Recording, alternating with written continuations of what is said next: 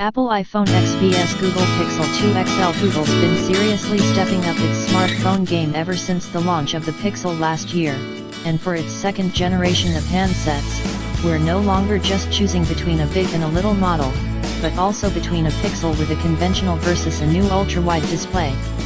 But the Pixel 2 XL with its big face-filling screen isn't the only new smartphone of its kind to just hit the block, and Apple's grabbing headlines with a super widescreen phone of its own, the new iPhone X.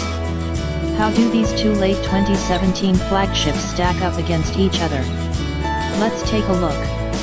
Design: the iPhone X feels like an iPhone should, sleek and sophisticated. The move to a glass back this year may make the handset a bit smudge prone, but the choice of material at least feels very nice in the hand. But the design of this handset is really focused on that expansive screen, consuming as much of the phone's front panel as possible. While that does result in the controversial notch up top, we're most impressed by how cleanly centered the display is, something few other ultra-widescreen phones can claim.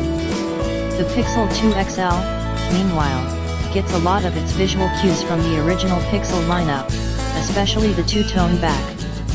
Here, though, we're treated to an interesting new use of metal with a unique, almost ceramic-like texture. Around front, Google's bezels aren't nearly as uniform as Apple's, but that does leave room for front-facing stereo speakers flanking the screen's top and bottom. The iPhone X features stereo speakers of its own, of course, one positioned in the earpiece, and the other mounted on the phone's bottom edge. It's a bit of a peculiar positioning, but the effect is largely the same. Display: while these are both screens that stretch beyond the standard 16:9 widescreen ratio, and both are built on OLED technology, that's where the similarities end, and in everything from screen shape, to size, to resolution, we're looking at two different panels. Apple's iPhone X display is bright and beautiful, offering accurate color reproduction and excellent readability in sunlight. The Pixel 2 XL screen isn't anywhere near as bright, though it's far from the dimmest phone we've run into lately. And while its output is sharp and crisp, it's received a fair amount of criticism for colors looking a bit drab. This feels more intentional than an accidental misstep, and might serve as a good alternative to users sick of oversaturated, artificial-looking output.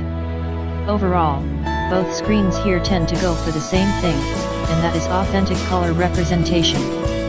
Interface and functionality: with iOS, users know to expect nearly the very same experience across different models, and while that's mostly still the case with the iPhone X, this year Apple mixes things up a little with new gesture controls to compensate for the absent home button. After a very short learning curve, those changes tend to work quite well.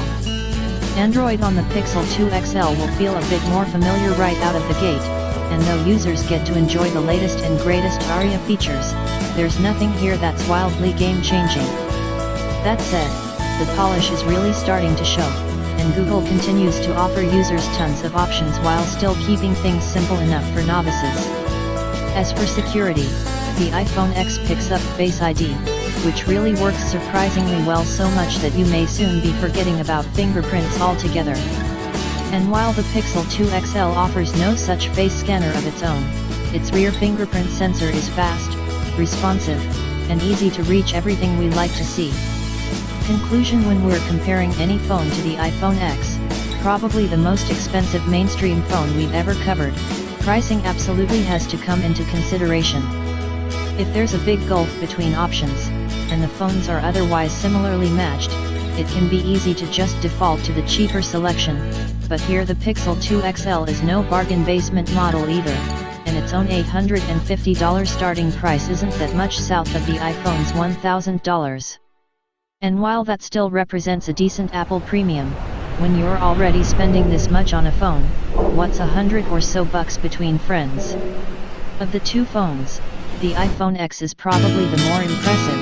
It has a more eye-catching design, has a small lead on performance, better speakers, and offers a camera experience that we imagine many users will prefer.